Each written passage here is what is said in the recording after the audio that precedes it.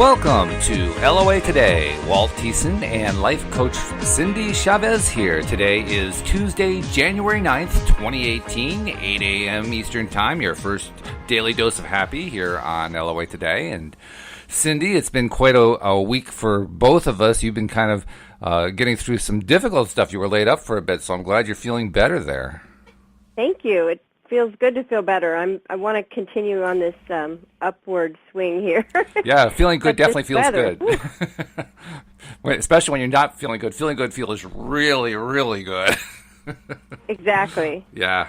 So welcome back to the world of getting excited again, because that's a good thing. It's probably not fair to ask you, have there been any wins lately other than, well, I guess that's a win. You're getting better. That's a big win right there. But have there been any wins? That's a win, yeah. And you know, when you're sick, well, at least when I'm sick, I have people that are taking care of me in a wonderful way. So that's nice to have people around you making sure you're getting better. Mm-hmm. But just feeling better is the win, definitely. Oh, yeah. And being able to take the time off and focus on getting better. I know there's been times in my life when I've been sick and have had to just kind of grind through it. So I'm thankfully that wasn't the case this time. Yeah, absolutely. Because how can you actually enjoy life when you're not enjoying life? This all sounds like I'm talking into a mirror or something. I don't quite understand what I'm saying here. But thanks for asking. Yes, I am. I am feeling better and better every day. I love that affirmation. Every day and every way, I'm getting better and better and better. That's been my mantra this week. That one's been around for a long time. I don't know what the origin of that one is, but I remember that one from like 30, 40 years ago. It is, and I do have the background. I don't have it on the tip of my brain at this moment. Oh, that's all right. Well, but it was a doctor that used it with his patients and healed many, many people decades ago of even hard to heal and things that were thought to be incurable. Really? And with only that affirmation, I think, wow, is the main point. So, we often think of medicine as this monolith where everybody behaves the same way, but it's reassuring to know that there are some in the medical profession who are willing to kind of step outside the paradigm and try stuff that the rest of the profession kind of looks down their noses at. But he did, and that's great. Or she. I'm not sure. Is that a he or she? It was a man, and Emil Couey was his name, and I'm trying to remember anything else I know about him. But, yeah, I know that when my mother was very ill, her doctor said to me, the mind is the most powerful part of us. Mm-hmm. And that's the part we focus on, to get better. And I was so thankful for a doctor that would that would say that, Right. Oh, yeah. I do remember the story of a hospital, and I've mentioned it a couple times. I've talked about it with a few of the co-hosts at various times. I think Joel and I talked about it maybe a year ago, something like that. But it was a hospital. I think it was either in Hawaii or in California. I can't remember which.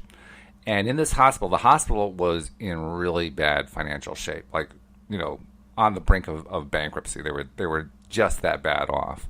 And, patient recidivist rates were really high. Staff satisfaction with their jobs was really low. People were leaving left and right. I mean, the whole thing was just kind of falling apart. And this person took over in a major role. I don't think the person was the CEO, but they were pretty important. They played a very important role. And what they decided to do was to implement a new policy. And with that new policy, they called the staff together and announced the new policy, which was, if you're passing somebody who's a coworker and you're 10 feet or more away from each other, you're supposed to nod and acknowledge each other. And if you pass within 5 feet of each other, you're supposed to smile at each other. The interesting thing is the staff were willing to take it on except for the doctors. The doctors didn't have anything to do with it. And the reason they didn't want to have anything to do with it, in their words, was they're too busy healing patients. They don't have time to go around smiling. Oh, wow. So they decide, well, okay, we'll just go with the rest of the staff doing it. So for the next, days, weeks, and months, the staff made it a point whenever they saw somebody else, they'd acknowledge them, and when they got within 5 feet of them, like passing in a hallway, they would smile at each other. And of course, they'd also smile at the doctors. Well, after a while, the doctors started smiling too. They couldn't quite help it. It's contagious. It's very contagious. It really is. And after even more time, the doctors were finding that their job satisfaction was increasing. They liked working there. It was a nicer place to work at, and many of them didn't know why they liked it better.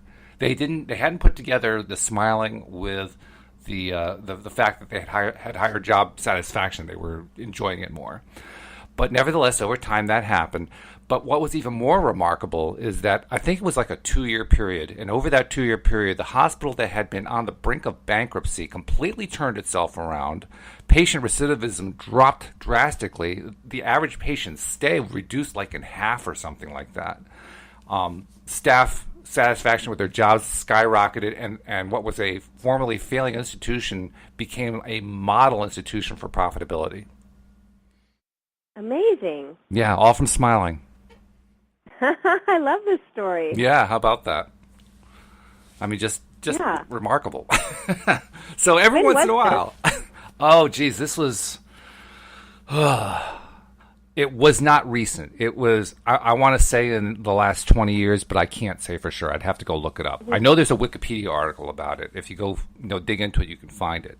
Great. It's been a while since I read it. But yeah, really interesting. Really interesting. So every once in a while, the medical community just breaks out and tries something,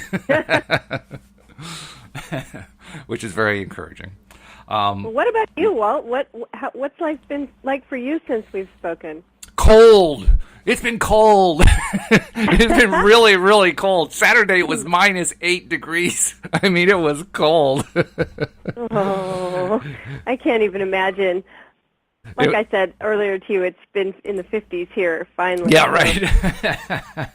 But I did have a friend of mine in a conversation with a bunch of people who are all over the world. She said that she was exclaiming how happy she was to have, and she's somewhere where it is very cold like you, in the northeastern part of the country, and she said she was very happy to have her new coat, that she had a down coat that was ankle length, and it had a hood. Oh, my. And she said, it's the most wonderful thing, but she said the only thing about this coat is once I put it on and get it zipped up, if I don't get out the door in 2 minutes, I will burst into flames. Yeah, that's right.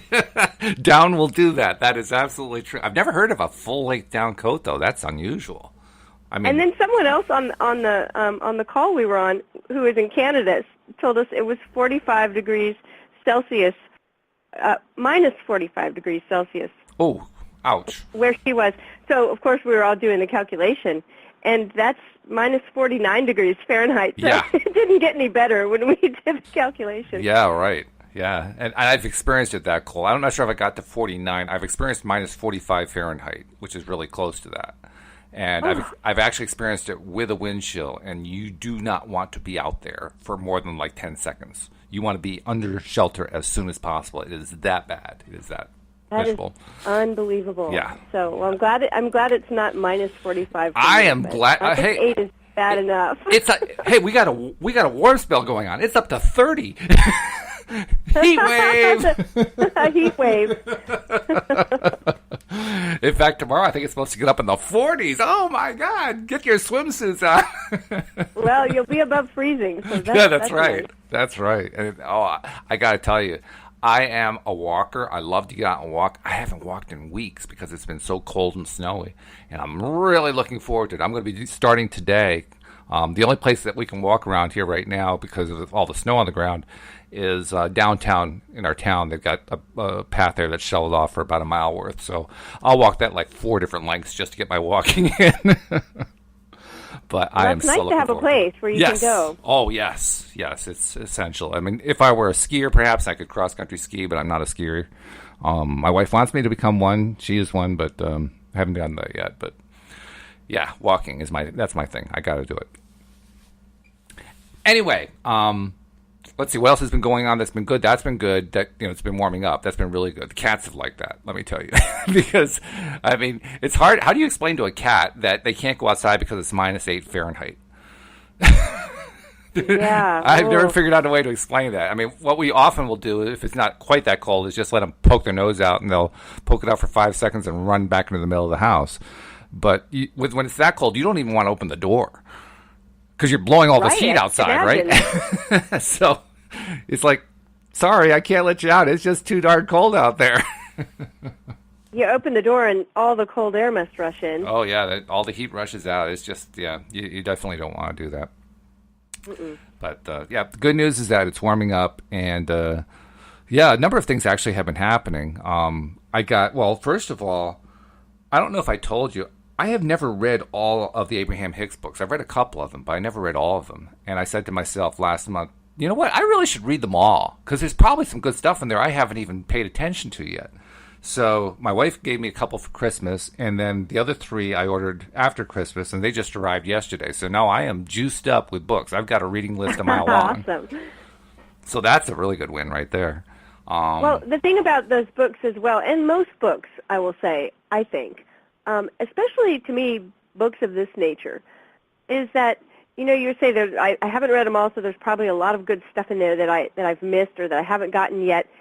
And what I see also is that I have read them all, and I'll go back, in a year and read one that I've already read and read all kinds of things that I don't remember being there before. Oh, yeah. Or that I didn't see. I think it has to do with that information filter, right? Right, yeah. We see certain things that are exciting to us at the time, and we put those into practice, and then we come back, and we're a different person if we come back in a year and read it, and so the book feels different. And it's a wonderful thing to read a book that you're already familiar with and find all these new, treasures in there. Yeah, and they're not all small. Some of them are big. I was reading their book, The Law of Attraction, for the first time, and a show I did with Joel, I mentioned to him that one of the things I ran into was their claim in that book that there isn't one universal law. There are actually 3 of them: the law of attraction, science of deliberate creation, and the art of allowing. And he said, I read that book. I don't remember there being 3 laws in there. I don't remember that either. There are 3 laws. It's spelled out as 3 separate laws. I didn't realize that the art of allowing was a law. I didn't realize the science of deliberate creation was a law. But it is. It's spelled out as a law. Who knew? How did we miss that, right? It seems like a big thing to miss. It does. Sure. Yeah. Like, where were we? What was our attention on? Oh, my goodness. But I guess it's all ties into the topic for today, really, because the topic is resistance. And resistance is how we miss stuff. I mean, it isn't that stuff doesn't come into our lives. We just plain miss it. We just it's like the lights are on, but nobody's home. It's just crazy how we miss stuff. But we're made in a way that we're naturally going to miss a lot. This is true. Yeah, you and I were talking about that. Yeah. Yeah, right? Like, what were those numbers again? We're talking about the amount of information that comes at us, and we're not even talking about, social media or no. a TV or a computer. We're just talking about life, just being alive and walking through life at any given moment. How much information is coming at us? Yeah, this came from Pam Grout's book, East Square, which you were very kind to give me for Christmas. Thank you so much. I really appreciate that.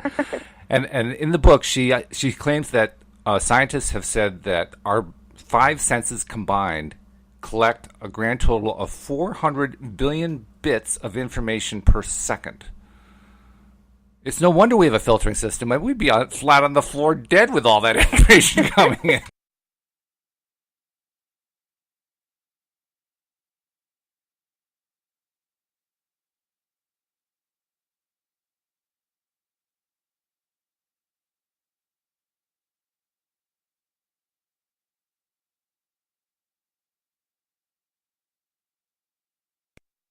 It's like if it's a sentence or a paragraph at the most. I just did something really stupid, and we lost about 30 seconds or 20 seconds of connectivity there, so I apologize. We lost your last comment leading up to that.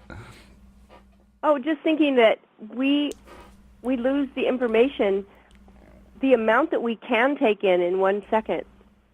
If the amount that's coming at us is 600,000 books worth of information, then what am I actually taking in? Like a paragraph? One sentence? We're talking about a second. That's not very much time. No. So it seems that flood of information that's available to us, but that's also the reason why synchronicity is always happening. It's always the reason why there are always opportunities. Yep. I mean, because look how much is there. It's crazy. And so I think it's fantastic. It is fantastic, and it's kind of daunting because according to Pam, we only process, like you're talking about, 2,000 bits per second out of the 400 billion bits per second that we get. And if you do like a ratio, that's like 1/2 of 1/1,000,000th of 1%. So we're missing a little bit. We're just overlooking a little bit. Right. It does open up so much, for me anyway, excitement about how much is out there, how many possibilities are available. Yeah, it's and I think that's the whole idea of we talked about it before, and you'll hear this in LOA conversations a lot. The idea of the reticular activation is that it's whatever we're focused on, we just start seeing all the time. That's right. Yeah. I had did we talk about Tetris and the whole? Oh yes. The whole idea of like people that play Tetris, and I don't even play Tetris, but I had put together by our back door is a bin for the recycling. Mm-hmm. And I was really trying, this freezing weather we were talking about, I was really trying to avoid going out the door just like one more day. And so I had like broken down all these boxes and I had put them in there. I was really kind of proud of myself of how I got everything into that one little thing. And someone came in and said, "Oh, you look like a Tetris player the way you did this." But it's just the focus, right? It's like wherever we put our focus. And so people that play Tetris a lot, it's said that when they go in the grocery store, they're looking at the boxes on the shelves and trying to figure out how they would be better placed. We should probably explain what Tetris is, too, for people who are non-Tetris aficionados. I mean, I know what it is just because I've heard the stories before, but a lot of people have no idea. What the heck is a Tetris? Right, it's a video game where these little box-shaped things and like maybe L shapes and T shapes and squares start falling from the top, and you need to move them down to the bottom where they're stacked in a way where they'll all fit, where you don't have empty space. So they start coming down faster and faster, and that's the skill of it, is being able to move them around quickly and get them all where you don't have empty spaces. And so I really didn't leave any empty space in that recycle bin at all. I was just... going back to the reason why I brought it up is because we have in our brain a system called the reticular activation system, and it is what helps us notice things that are either correct, things that are the way they should be, or the way they shouldn't be. They're out of order. So I like to explain it to people sometimes as if I have a branch that kind of taps on my window at night when the wind blows, in my brain, I will have recognized that as a normal sound, and that's probably not going to wake me up. But if a person were to come tap on my window, it may be a really similar sound, but not quite similar enough for my brain to recognize that it's not a problem. And I may wake up and think something's going on because my reticular activation has just alerted me, okay, this isn't normal. This is out of the ordinary. Right. And so it's that same part of our brain that we always use this example because it happens to so many people, but someone will buy a car and think that it's a very unique car. Like, I've never seen a Volkswagen Bug this particular color. I'm so proud of my new car. And then they get on the interstate, and on the way home they see like 4 of them. Right. It's like all of a sudden. And so that reticular activation, when we learn how to use it correctly, deliberately, yeah, we can start noticing all those things that are bits of information we've been filtering out. I was also realizing, too, the Tetris thing, that explains something that my wife and I have seen numerous times in our local supermarket, because the stocking clerks there have a tendency to take things like, stacks of Pepsi six-packs or cereal boxes or whatever, and then they tend to stack them as a display at the very front of the store right next to the checkout right next to the door that you come in. So you see this display in front of you, and the display, they take advantage of the different colors, and they'll spell out like messages like "Welcome to Stop and Shop," or since we're in the Northeast, "Go Patriots," or "Go Mets," or "Go Yankees," or something like that, or "Go Red Sox." Wow! Yeah, they'll do stuff like that, and you can just see they were fitting that together in a Tetris way, trying to figure out, okay, so how do we make this pattern to come out just the way it needs to? Right. That's funny, thinking of Tetris in the grocery store, because our grocery store, these guys, we bring our own shopping bags, right? And it's like we'll bring 3 shopping bags. Like, yeah, that's enough. And then we have stuff in the cart. And somehow these guys they can pack it all into one. Like, these shopping bags are always like 50 pounds. And I always tease them. It's like, do you have to be like a Tetris grandmaster to get a job here? Because the way you guys pack this bag, like, it's unbelievable. Or else you were like the, geometry champion in high school or something. It's amazing. Well, Louise and I usually do the shopping together, and the clerks will ask, how much do you want us to pack it? And she'll say, oh, just fill it right up. He's carrying it. Right? I'm the one that always goes, wait, stop. Could you pack that a little lighter? Yeah, right. I don't think I'm going to be able to lift it out of the cart when you're done. But it's funny. It's funny how we are very good at fitting stuff together like that. And you're right, noticing the patterns that are not right and so forth. And yet there are so many things we miss. I mean, that ties into what we're talking about before, about all the information that hits us.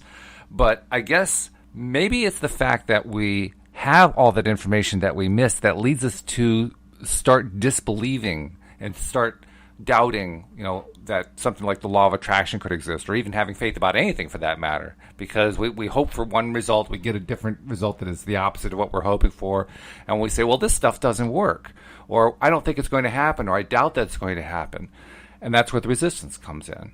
So the question, and this is the question of the day, how do we get ourselves out of that resistant posture? Right, and I think that you're so right about the fact that we filter information out automatically and that we don't see certain things. And yes, I absolutely think that lends itself sometimes to supporting us in our resistance, because we're not seeing what we want to see. Maybe we want something to happen, but we're not seeing any signs of it, which when we think about how many things are going on that we're missing, it's actually really helpful, right, to say, oh, there's so much that I'm not seeing, so I'm not going to jump to this conclusion that it's not happening, whatever it is. No, I tend to jump to the conclusion that I somehow have had my eyes closed, and why didn't I see it? Right. So resistance is, resistance is the key, or being able to let go of resistance is the key to that law that you talked about, allowing. Mm-hmm. The art of allowing. Right. It's resistance that keeps us from allowing, and resistance is the thing that needs to be addressed. Yes. And we've all felt it. A certain thing is on the horizon, and we're either saying no to it or actually sometimes saying yes to it. We get attached to a certain outcome, and we want it to happen a certain way.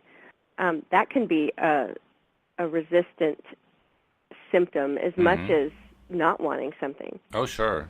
In fact, I would even add another category, and that is not being aware of the resistance at all, which is the one that kind of affected me and in some ways haunted me for the longest time, because I didn't really understand why stuff didn't seem to be working the way I thought it was going to work. And when the concept of resistance was first introduced to me, I said, what resistance? I don't know that I'm doing any resisting. How am I resisting? And then I'd start looking at my chest and whatever, like, where's the resistance switch? I want to flip the switch. And there's no switch. Where's the switch? So I wasn't feeling it. I didn't know where it was. I didn't know how I was doing it. And I was lost. Like, well, how do I stop resisting when I don't even know that I'm resisting? It's a good question. I want to hear more about it. I can't say I totally answered the question for myself either, but what I did discover over time, I was willing to consider the idea and to focus on the idea that I was resisting, and I was kind of open to it. Okay, so let's keep my eyes open. Let's see if I am doing it. And what I noticed slowly is every once in a while I get this little hint that, well, there's a way I'm resisting. Why didn't I notice that before? Oh, there's another way that I'm resisting. Why didn't I notice that before? Literally, I think the ARAS is capable, among other things, of filtering out experiences that tell us we're resisting. That's really interesting. I can't really say that I've experienced that, and so now, of course, I'm going to be aware of it. Because, resisting something without really noticing. Because generally speaking, I feel like when I'm resisting something, I really feel it in my body. I might ignore it, definitely, probably ignore it, but eventually, it's like it nags at me, and I will feel like I have to address it or I have to do something about it because it's not a comfortable feeling for me when I'm really resisting something. Mm-hmm. And so I think that the idea of not even knowing that there's resistance is really interesting, and I'm positive that I've experienced it. I just haven't realized it yet.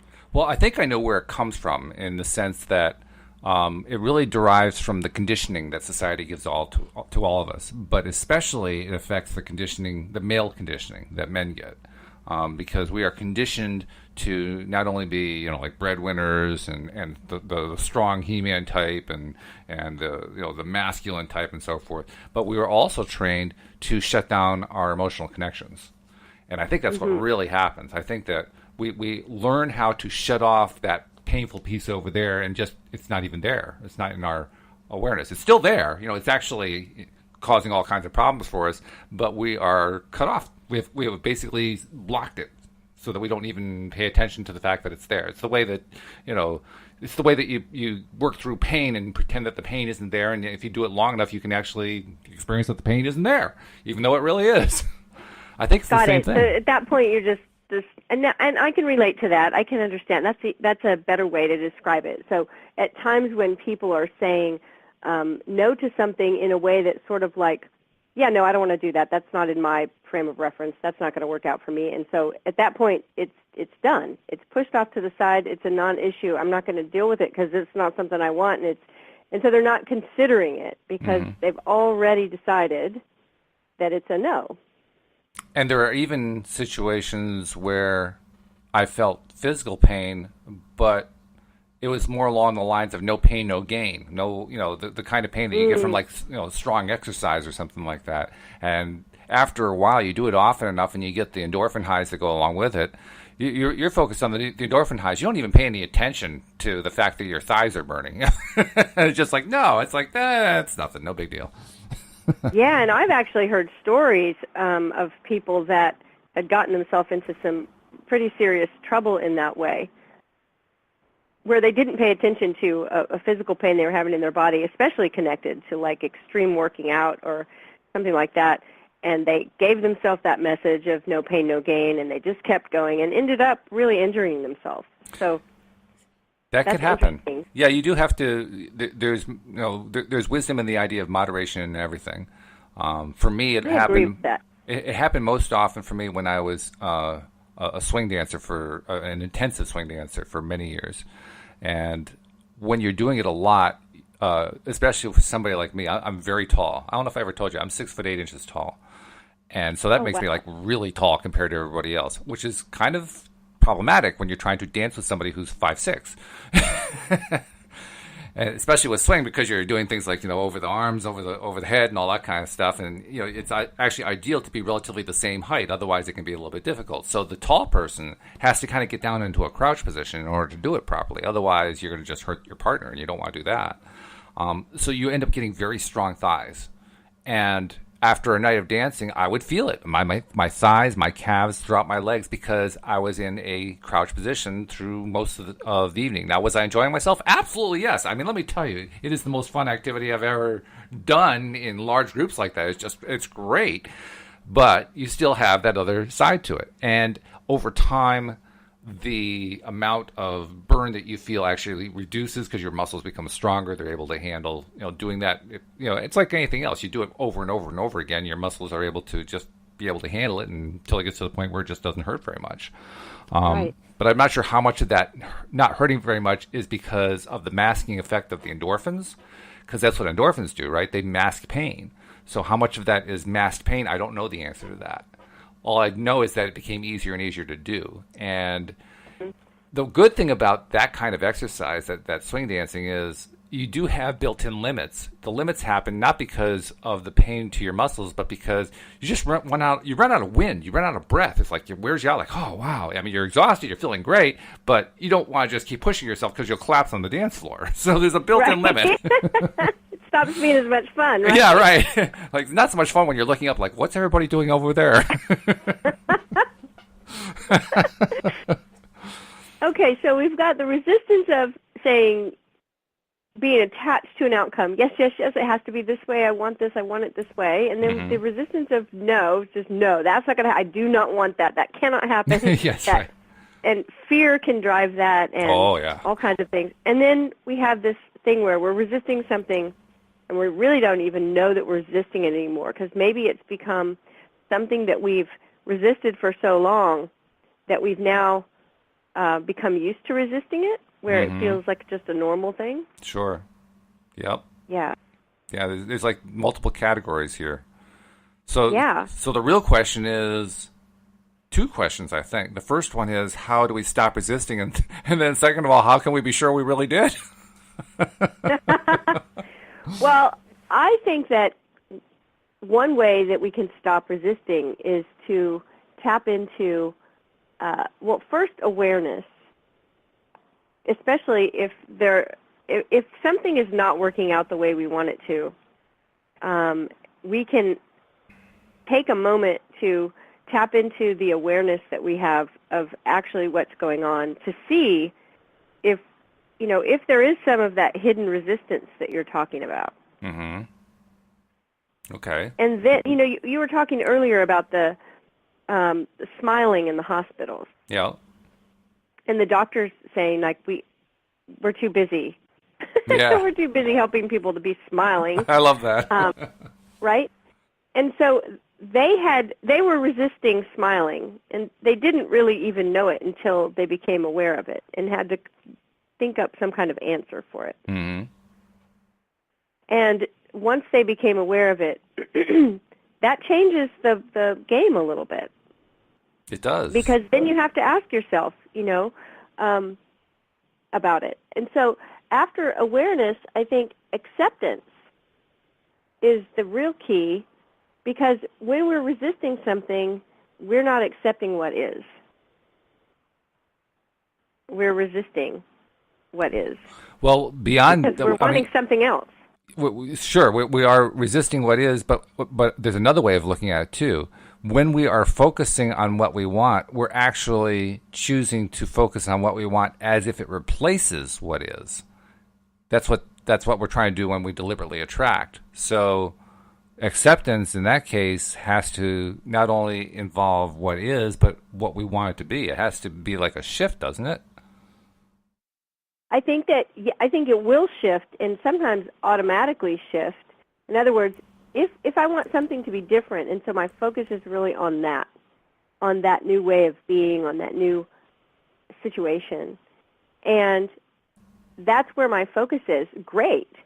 That's awesome. Until it becomes that it's also turning into a resistance to what's actually going on, when that thing out there that I'm trying to focus on isn't happening or seems to not be happening. Oh, okay. Yeah, that's right? good. It's that's like, good.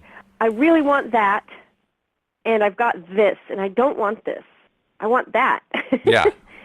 And so I start becoming resistant to what is. I'm resistant to the way things are now, because I really want it to be like that. At this point, now I've got attachment to an outcome, because please, please, please let it be this thing over here. This is the thing I want, this thing over here that I'm focusing on. I don't want this. And resistance starts. Mm-hmm. Yeah, certainly the fact that most people, with or without law of attraction, either without it because they're just not familiar with it, or with it because they're just, they're starting out, they haven't really learned the skill, so to speak, about how to deliberately apply it. we get into the realm of, okay, I've got this bad thing going on, and it's really bad, and I want to get away from this bad thing, so I'm going to try to attract this good thing. Okay, so I put out there, I'm going to attract this good thing, but boy, this is really bad over here. I can't wait for the good thing to show up, because the badness is just badness. It's driving me nuts how bad it is over there. In fact, I can hardly even get my attention away from how bad it is. Why can't I get, it's like I put it out there and everything continues to be bad. How can that be? Exactly, and that's exactly how it builds up. And then there's, a lot of times we have a lot of willing accomplices, right? There are plenty of people that are willing to jump right into the discussion with you of how bad things are. Oh, yeah. Yeah. Usually starting off with, oh, I'm so sorry you're having to go through all this badness. Right. Exactly. And so acceptance is sometimes being willing to say yes. I actually heard somebody say this recently. Say yes to your problems. And that's what most people don't want to do. Sure. Because it feels like it'll make them more real. That whatever's going on that you're not happy with, I mean, it is what it is. It is going on. And so just saying yes, okay, all right, I'm just going to say yes to this. It changes the energy dynamic. And as soon as we can start changing the energy around something, then the thing can change. Yeah, because I think what happens is once we are able to say yes to it, then we're much able to say, okay, I've said yes to it. I can move on now. Mm-hmm. I don't have to keep focusing on it. It's kind of like you hear about people that are trying to conceive a baby and they are having so much trouble, and as soon as they say, okay, I guess it's never going to happen, and they adopt a child, then they get pregnant. They get pregnant, yeah. It's that idea of sort of just letting go of that tangle of energy that's surrounding any given situation that is resistance. That's what resistance is. Well, it certainly matches my experience with how I met Louise. Because when I met Louise, leading up to that point, I had been through, how long was it? 15, 20 years of no satisfying relationships, one after another, just crash and burn. And I was getting so frustrated by it, I finally just said, I give up. I'm done with this. And then a week later, a friend of mine calls me and says, hey, I got a friend who wants to talk to you. And I said, no way, I'm not interested. And she said, well, you might want to talk to her anyway, because I think you guys would be a good fit. And I said, oh, all right. And I called, talked to Louise, and one thing led to another, and here we are married some 18 years later. But certainly I had to go through letting go of it, and I was so willing to let go of it. I was willing to let go of talking to anybody. I was done. I mean, I am done with this whole scene. Get me out of here. I am done. And just being done was enough. But I love the way you said less than a week later, like you literally said, okay, I'm finished with this. Like, I'm done with it. It seems like a week. It may have been like 2 or 3, but it was a relatively short period of time. Let's put it that way. Yeah. And so I think that's part of it, is that, there are several pieces, but one of the big ones is being willing to be okay with whatever is going on. Okay, I was disgusted. I was done. It was beyond okay. Yeah, you were completely letting go. Yeah, like get out of here as fast as possible. I'm done. You were in the exact, that was the extreme of it, right? Yes. Some people say, well, okay, I guess I'll let go of the idea of having a relationship right now. No, you were like, I'm done forever. Because I was so tired of torturing myself over it, and I finally stopped torturing myself. Well, that's what's interesting is, we were talking about, can you feel when you're resisting? That's what it feels like to me, especially the longer it goes on, if it's a particular specific thing. Yes. It's like, it feels like torture. It does. And I will just be like, oh my gosh, I cannot, I have got to deal with this somehow, because I can't keep feeling this resistance. I hate the way resistance feels. Yeah. And so sometimes, it's not always easy to let go of. But I learned an idea maybe 15, 20 years ago that at first I didn't understand it. And the idea was the problem and the solution are the same thing. Yeah, that sounds pretty weird. It doesn't it? It sounds pretty weird, but it turns out to be true. And a lot of times the thing that we're seeing as the problem is actually solving something else. Oh, that's in true. Our life. Yeah, that's true. And so there's a payoff. Yep. And so when we recognize that and we kind of flip it over and we start realizing what the payoffs are, that's one way of letting go of resistance in an easier way sometimes, is looking at, it's what you hear people say, look at the bright side. Mm-hmm. It's a question I ask clients all the time as an opening question to a phone call is, what's going right? Yeah. Right? It's what you asked me. What win have you had? Yeah, exactly. Right? Yeah. And we talked about this before the call because I had literally been in bed for 5 days. And, well, what was the win? Well, I mean, I definitely got a lot of sleep. Yep. And I didn't worry about anything. I didn't worry about all the normal chores that I would have been doing. Nope. I really let go of all that. I was like, it's not the end of the world if they don't get done, and probably someone else is going to do them. So let go of it. If I had to go on, I probably could write a list of 20 or 30 or 50 things that were like actually the upside of being sick in bed for 5 days. And when we do that, you can feel it in your body that you automatically start to let go of resistance. Yeah, it's almost like a sigh, a body sigh, Mm-hmm. It's like all of a sudden being able to just let go of all of those things that we would normally just be complaining about, really, mm-hmm. or That's worrying true. About, or fretting about. Yep. Yeah, very true. And so flipping it over and recognizing, when I heard that, say yes to your problems, I was like, oh, no. Say yes to your problems. But that is a great step in letting go of resistance. Because we are just saying no so much. And I guess what happens... there might be something there that we're not seeing that's actually worth saying yes to. Right, yeah, that's what I was leading up to. I guess what's really happening is when we're saying yes, we're really letting something else in that we aren't aware of. And we're talking about the possibilities, the potential of, I keep forgetting that number, but... 400 billion? Yeah. See, it's just too big of a number for me to even grasp. If I'm focused on these 5 little, details of whatever it is that are so terrible, I'm focusing on these 5 little details that I'm complaining about, that I'm pushing against, that I'm saying I don't want these things. These 5 little details, and there are 400 billion possibilities. I mean, it's funny. It makes me laugh. That's an easier thing to think about. Yeah, it is. And when you put it in that kind of perspective, 400 billion bits of information. By the way, a bit of information need not be an entire event. It could be like a piece of the event. So, I mean, that might make it a little bit smaller. But I'm picturing it as very, very small. And the thing is that there's 400 billion of them. Yeah, 400 billion. Anything over five digits really starts to become overwhelming for the brain to really visualize. So when you're talking about 400 billion, you're talking about 11 zeros.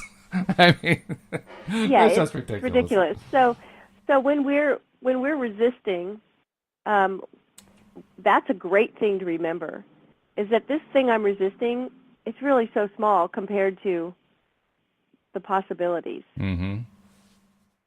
Yeah, and absolutely. So understanding that the more I resist it, and this is the other thing, the more I resist it, the more focus I'm putting on it. And whatever we focus on expands. Yeah, that's the hardest part to come to terms with. And it's why that we're talking about all these different methods for overcoming it, because it just seems so insane that if you focus on something that you don't want, it's going to continue. It just doesn't seem like that's the way it should work, but it always does. Yeah, what we resist persists. Carl Jung, yeah. Yeah. And so learning how to stop resisting, just drop it. Yeah. I actually say that to myself sometimes when suddenly I become aware. That's a better way to put it. I do feel it. I can feel resistance in my body, but it's the awareness of it. Because I think we go through life on autopilot sometimes. Oh, yeah. Well, especially you have if the kind of things that we do for our job, for our home, whatever, are kind of like we've been doing them a long time, and we can kind of do them in our sleep, and we're just going along. And when we're resisting something, we can just, I have said to myself, let go of that. Just drop it. Just let go of this resistance that you're feeling, because it can just start building up to where it feels like a tangle of energy that's trapping me. It's like, oh, I got to get out of this feeling of resistance. And it's usually when I'm worried about something, when I'm concerned about something, when I really desire something strongly to happen, it doesn't feel like it's moving. And to recognize that everything, I love this affirmation, I'm in the right place at the right time doing the right thing. That's nice. That's good. It's Louise Hay, and it's always been one of my favorites because how can you argue with that? Yeah, sure. The other thing, You're in too, the right is that... place at the right time doing the right thing. Yeah, absolutely. The other thing about autopilot, we want to make sure we don't start to think of the fact that we do things on autopilot as if we're a bad thing, because it's actually a very good thing. I mean, without being on autopilot, how would we handle the 400 billion bits of information our senses get? The autopilot is necessary. No, exactly. So it's not a bad thing, and yet we can get in an autopilot situation where we're worrying about something sort of on autopilot. Right. Is what is the point. Yeah. So it's the worrying, not the autopilot. To kind of snap ourselves out of that and say, no, what am I doing here? Yeah. Yeah. And the good news is that we can program another autopilot. We got lots of ability to autopilot stuff. That's what habits are. Well, that's why I think, affirmations and mantras work so well for so many people. If they're used correctly. It's that we can tap into that instead. Instead of worrying on autopilot, we can affirm something better on autopilot. Now, you just said something interesting. If they're used correctly, is there a way to use affirmations incorrectly? Well, I think it goes back to the same thing with all of what we're learning about law of attraction and using the emotional scale and being aware and paying attention to how we're feeling, is that if an affirmation is not causing a better feeling, then I believe that that's not the correct way to use it as far as if you're intending to create something deliberately. So I'll give you an example and a little trick that I like. So using an affirmation, let's say someone's trying to lose weight, and they're using an affirmation that says, I have a healthy, slender body. But they don't believe it because they're looking in the mirror and what they're seeing is not what they want to see. And they don't look healthy to themselves, and they don't look slender to themselves. And so when they say that affirmation, they feel worse because they don't believe it, because it feels like a lie. That would be a way to use an affirmation that wouldn't be real beneficial. So I think what we're saying is when you select an affirmation to use, you want to make sure it's one you believe. You want to believe it. And so what I like to do, if somebody tells me, because I have had people tell me fairly often that they've used affirmations and they work great, and I've also had people tell me, I don't use affirmations. They don't work for me. I feel like I'm lying to myself. And so what I do is I like to tag something on to, don't even have to change the affirmation, just change it to, I'm in the process of. Yep, you can do that. I'm in the process of having a healthier body. Or I'm learning to have a healthier body, or, because that becomes a true statement. Right, and what you're really trying to do is to come up with the one that comes closest to to having the maximum good feel to it. Which one has the feeling that it's going to take you the furthest and give you the best result, and yet you still believe in it? If you can find that one, that's the ideal affirmation, I think. Well, yeah, we were talking about Emil Coué and every day and every way I'm getting better and better. I think I always add a third better on there. I think it's really just two, but I always say better and better and better. But this past week when I was, sick, I said that affirmation a lot. And it's completely true for me, no matter how bad I'm feeling, because I recognize that our bodies are always in the process of healing. Sure. I mean, if you scratch yourself, you can watch it over the course of the day that it starts to heal. I mean, our body's propensity is to heal. So every day in every way, I'm getting better and better and better. Mm-hmm. And I love that affirmation because it feels good to me and it feels true. And I think that's the important part. If you're going to use affirmations, and I suggest you do, is use ones, create them in a way where they feel good and true.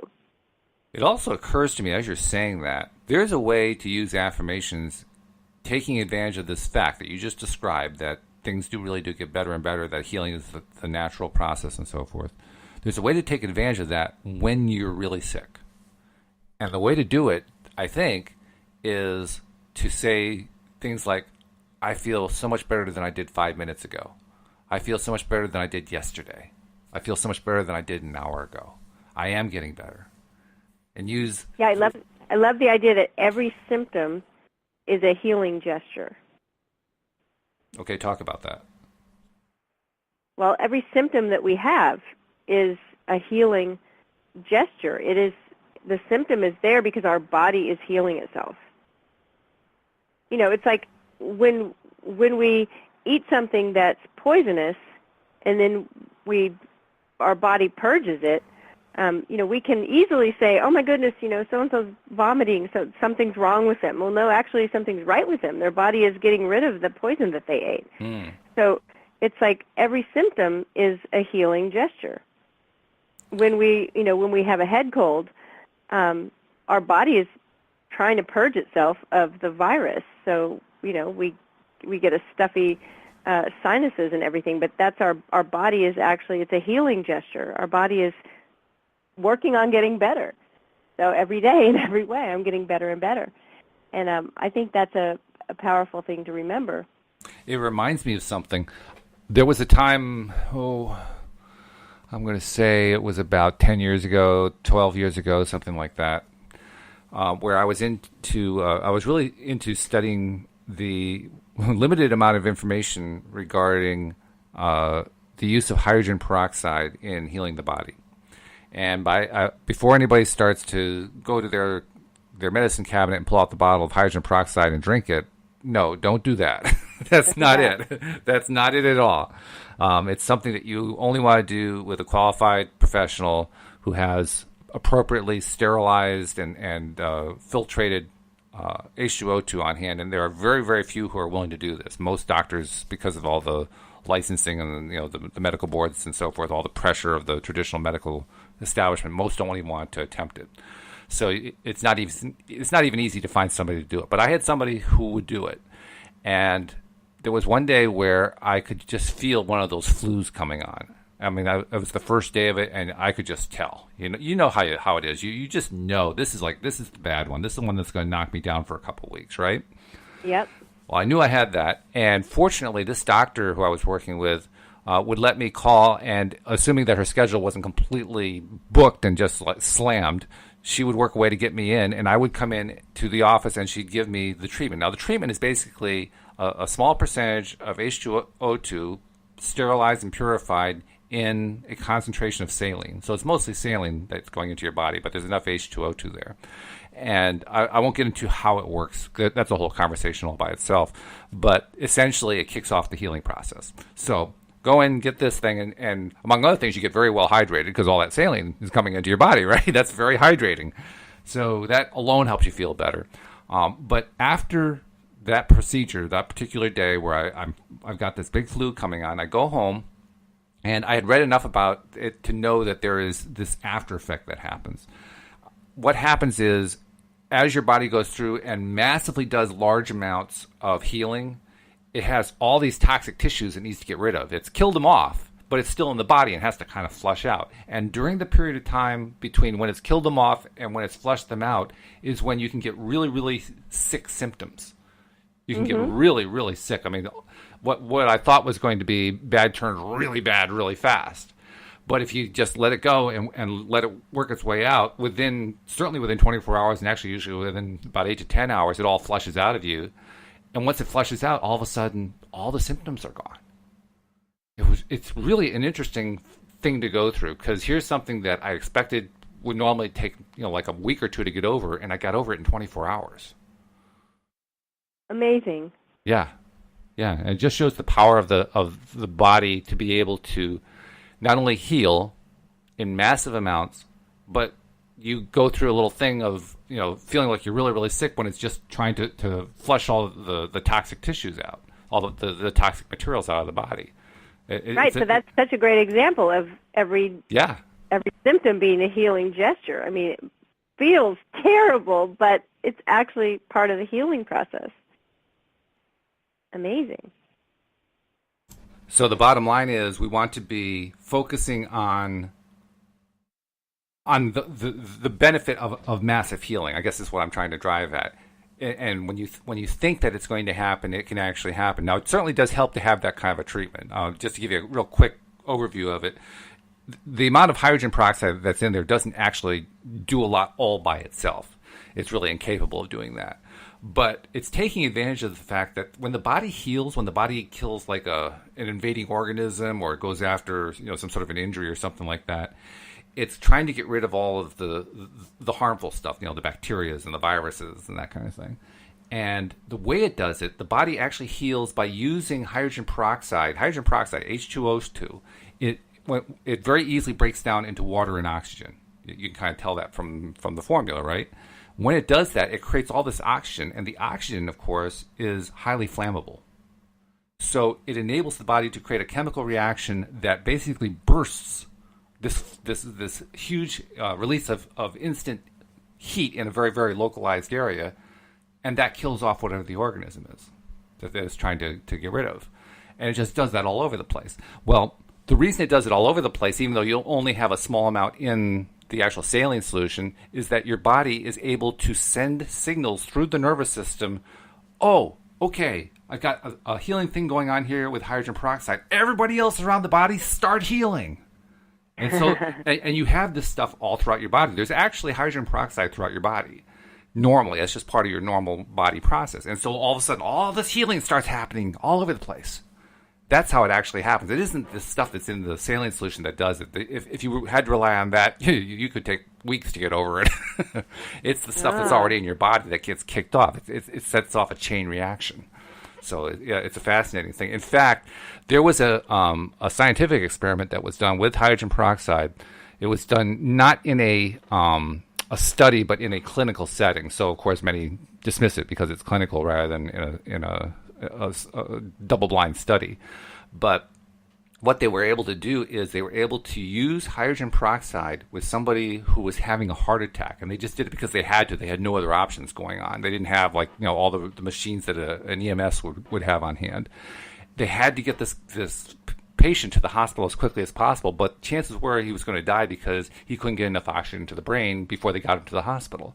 So they injected him with a saline solution of hydrogen peroxide, and his body started kicking off all these oxygen producing agents for the purpose of healing, and the oxygen actually got into the bloodstream and fed the brain until they could get to the hospital.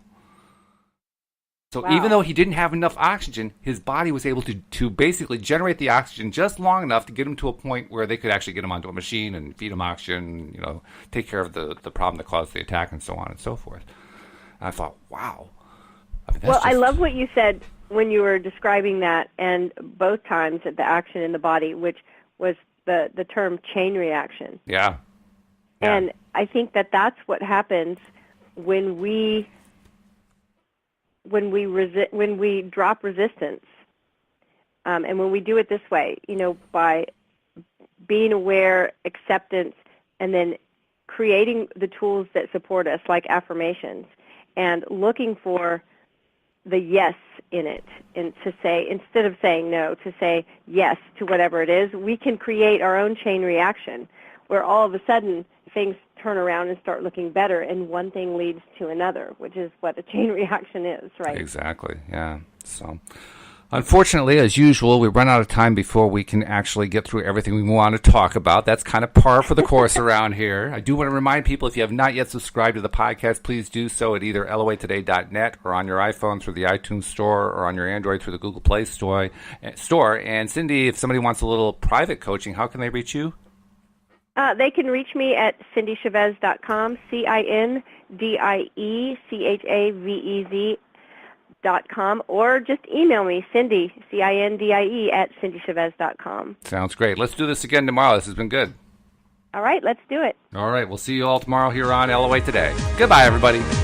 Bye, everyone.